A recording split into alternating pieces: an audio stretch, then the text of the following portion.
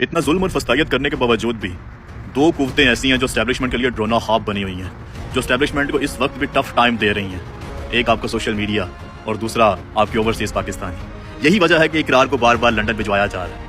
यही वजह है कि उसे भिजवाया जाता है कि जाओ तुम जाकर लंदन या यूरोप के अंदर ओवरसीज पाकिस्तानियों को राम करो, तुम ओवरसीज पाकिस्तानियों को हमारा चूरन बेचो कि भूल जाओ इमरान खान को, आओ नई पार्टी बनाते हैं, आओ रेडी वाले बच्चे को वज़ीर-ए-आज़म बनाते हैं। इससे पहले पाकिस्तान में स्कूलों कॉलेजों यूनिवर्सिटियों में भिजवाया गया था कि वहां पर जाके आवाम का माइंड बनाओ कि भूल जाओ इमरान खान को, और अब इसे ओवरसीज में भिजवाया जा रहा है कि जाओ जाके ओवरसीज को राम करो। शर्म आनी चाहिए इस घटिया मुनाफिक इंसान को। ये पहले भी 2 बार लंदन आ चुका है, लेकिन इसने एक बार भी यहाँ पे मुरीद के वालों के लिए बात नहीं की, मॉडल टाउन वालों के लिए बात नहीं की, इसने 26 नवंबर वालों के लिए या 9 मई वालों के लिए बात नहीं की। ये यहाँ पे आके यही बात करता है कि भूल जाओ इमरान खान को, लेकिन ये नहीं कहता कि फौज वोट चोरी कर रही है, उसे वोट नहीं चोरी करने चाहिए। ये नहीं कहता कि हर साल फौज गोलियां चला रही है, पाकिस्तानी आवाम के ऊपर गोलियां नहीं चलानी चाहिए। ये नहीं कहता यहाँ पे आके बॉर्डर के ऊपर स्मगलिंग कर रही है, फौज वो बंद होनी चाहिए।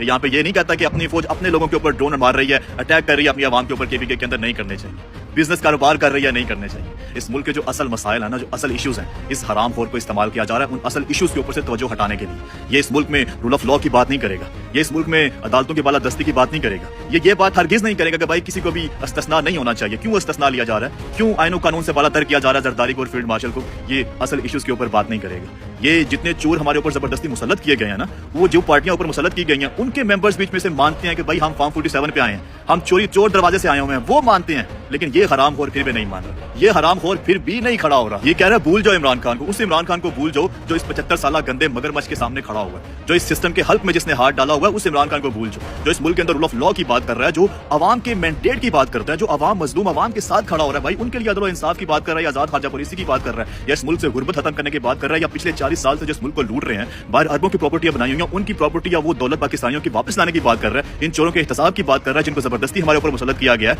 उसको भूल जाओ और इसको पकड़ लो। कि ये कहता है कि रेडी वाले का बच्चा लेके आएंगे जो 50 साल से इस मुल्क की खिदमत कर रहा है, जो इस मुल्क के मफाद में है, जो इस मुल्क का सबसे मकबूल तरीन लीडर और सबसे बड़ा मुहसिन है, उसको भूल जाओ और एक रेडी वाले को आगे ले आओ। क्या गारंटी है कि भाई उस रेडी वाले को फौज आगे आने देगी?